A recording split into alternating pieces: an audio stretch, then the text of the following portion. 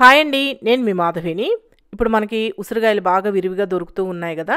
ఉసిరికాయ కూడా హెల్త్కి చాలా మంచిది, మనందరికీ తెలిసిందే కదా. అలాంటి ఉసిరికాయతోటి పచ్చిమిర్చి వేసి పచ్చడి చేసి చూపిస్తాను. ఒక్కసారి నేను చెప్పినట్లు పచ్చడి చేసి చూడండి. వేడి వేడి అన్నంలో నెయ్యి వేసుకొని తింటే కమ్మగా ఉంటుంది. నోటికి పుల్ల పుల్లగా, కారం కారంగా 4 ముద్దలు ఎక్కువ తినాలనిపిస్తుంది. అంత బాగుంటుంది. ఎలా చేయాలో చూపిస్తాను. చూసి తప్పకుండా మీరు కూడా ట్రై చేయండి. ఈ ఉసిరికాయ పచ్చడి కోసం ముందుగా నేను ఇక్కడ 1/2 కేజీ ఉసిరికాయలు తీసుకున్నాను. వీటిల్ని రాతి ఉసిరికాయలు, పెద్ద ఉసిరికాయలు అని కూడా అంటారండి. ఇలా తీసుకుని 1/2 కేజీ ఉసిరికాయలని ఏదైనా గిన్నెలో వేసుకొని నీళ్లు పోసి నీట్గా కడగండి. కడిగిన తర్వాత ఈ ఉసిరికాయలన్నింటినీ పొడి క్లాత్ పైన వేసి తడి లేకుండా తుడుచుకోండి. మీరు కావాలంటే ఉసిరికాయల్ని తుడిచిన తర్వాత ఫ్యాన్ కింద పెట్టి ఒక 10-15 నిమిషాలు ఆరబెట్టుకున్నా బాగానే ఉంటుంది. ఎందుకంటే తడి ఉంటే పచ్చడి మనకు ఒక 2-3 రోజులు నిల్వ ఉండాలన్నా ఉండదు. అందుకని తడి లేకుండా చేసుకోమన్నాను. ఇలా తుడుచుకున్న ఈ ఉసిరికాయల్ని నేను ఇక్కడ చూపించినట్లు ముక్కలుగా కట్ చేసుకోండి. లోపల విత్తనం తీసేసి ఉసిరికాయలన్నింటినీ ఇలా ముక్కలుగా కట్ చేసుకొని ఏదైనా ప్లేట్లో వేసి పక్కన పెట్టుకోండి. అలాగే ఒక 15 దాకా పచ్చిమిర్చి తీసుకున్నానండి. మీరు ఎంత కారం తినగలరో చూసుకొని, అంటే ఆ పులుపుకు తగ్గట్టు పచ్చిమిర్చి వేసుకుంటేనే టేస్ట్ బాగుంటుందన్నమాట. ఒక 15 దాకా తీసుకున్నాను నేను. పచ్చడి ఎప్పుడైనా సరే కొద్దిగా కారం కారంగా ఉంటేనే బాగుంటుంది. మీరు కామెంట్స్లో అన్ని పచ్చిమిర్చి ఎందుకు వేశారు అంటారు, అందుకని చెప్తున్నాను. మీరు ఎంత కారం తినగలరో చూసుకొని దాన్ని బట్టి పచ్చిమిర్చి తీసుకోండి. నేనైతే ఒక 15 తీసుకున్నాను. ఈ పచ్చిమిర్చిని ఇలా తుంచుకుంటే ఆయిల్లో వేసినప్పుడు పేలకుండా ఉంటాయి. పచ్చిమిర్చిని అన్నింటినీ ఇలా తుంచుకొని పక్కన పెట్టుకోండి.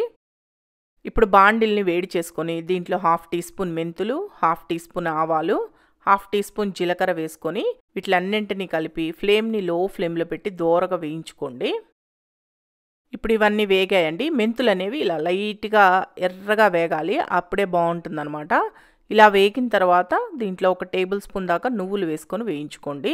నువ్వులు త్వరగానే వేగిపోతాయి కాబట్టి లాస్ట్లో వేసి వేయించండి. కొంతమంది నువ్వులు వేసుకోరు, మీకు ఇష్టం లేకపోతే వేసుకోకపోయినా పర్వాలేదు, కానీ వేసుకుంటే బాగుంటుంది పచ్చడి టేస్ట్. ఇప్పుడు ఇవన్నీ ఈ విధంగా వేయించుకోవాలి. ఇలా వేయించుకున్న తర్వాత వీటిలన్నింటినీ ఏదైనా బౌల్లోకి తీసి పక్కన పెట్టుకోండి.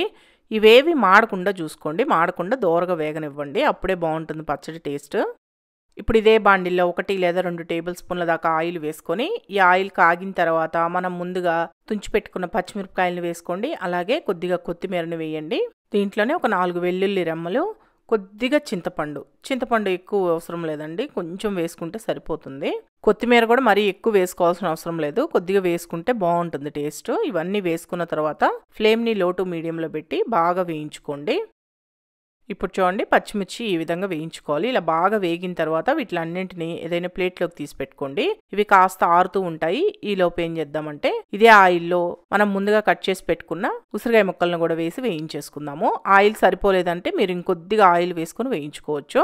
ఈ ముక్కలు వేయించుకునేటప్పుడు దీంట్లో ఒక 1/2 టీ స్పూన్ పసుపు కూడా వేసుకొని వేయించుకోండి.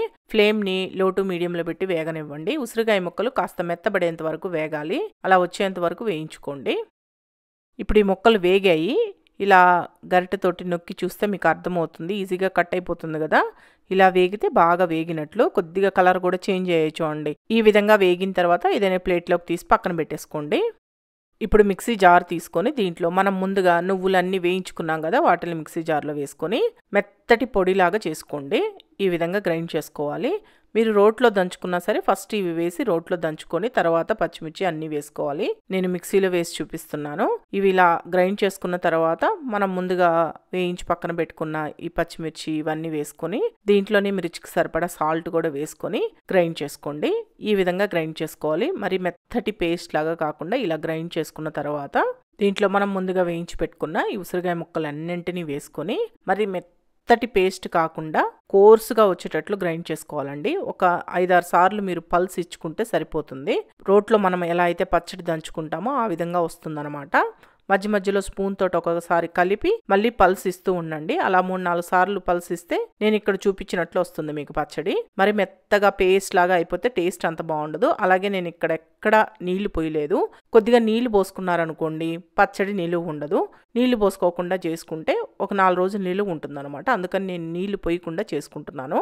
ఇలా గ్రైండ్ చేసుకున్న పచ్చడిని పక్కన పెట్టుకోండి. దీనికి పోపు పెట్టుకుందాం. ఇప్పుడు ఇదే బాండిల్లో 1 టేబుల్ స్పూన్ దాకా ఆయిల్ వేసుకొని ఆయిల్ కాగిన తర్వాత దీంట్లో 1 టేబుల్ స్పూన్ పచ్చిశనగపప్పు, 1 టేబుల్ స్పూన్ మినపప్పు, 1/2 టీ స్పూన్ జీలకర్ర, 1/2 టీ స్పూన్ ఆవాలు వేసుకొని ఆవాలు చిటపటలాడిన దాకా వేయించుకోండి. ఇప్పుడు ఆవాలు వేగిన తర్వాత ఒక 4 వెల్లుల్లి రెమ్మల్ని కచ్చా పచ్చగా దంచి వేసుకోండి. దీంట్లోనే ఒక చిటికెడు ఇంగువ కూడా వేయండి. ఇంగువ ఫ్లేవర్ పచ్చడికి బాగుంటుంది.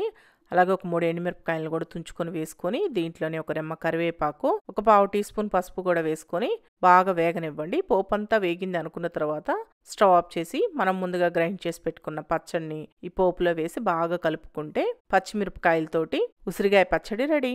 మీరు నాలాగా ఐరన్ ప్యాన్లో కానీ పచ్చడి చేసే పని అయితే పచ్చడిని వెంటనే తీసేసి ఏదైనా బౌల్లో వేసి పెట్టుకోండి. పులుపు ఉంటుంది కాబట్టి పులుపు ఐరన్ ప్యాన్లో అలానే ఉంచడం మంచిది కాదు. ఇలా చేసుకున్న ఉసిరికాయ పచ్చడిని వేడి వేడి అన్నం పెట్టుకొని అన్నంలో ఈ పచ్చడి వేసుకొని కాస్త నెయ్యి వేసుకొని తినండి. ఎంత కమ్మగా ఉంటుందో. మనం నువ్వులు పచ్చిమిర్చి వేసాం కాబట్టి ఆ టేస్ట్ సూపర్ ఉంటుందండి. రెగ్యులర్గా చేసుకునే ఉసిరికాయ పచ్చడిలాగా కాకుండా ఇది ఇంకా బాగుంటుంది టేస్ట్. తప్పకుండా ట్రై చేయండి, మీకు చాలా బాగా నచ్చుతుంది. ఈ వీడియో కానీ మీకు నచ్చితే మన షెఫ్ ఛానల్ని సబ్స్క్రైబ్ చేసుకోండి, లైక్ చేయండి, షేర్ చేయండి, కామెంట్ చేయండి.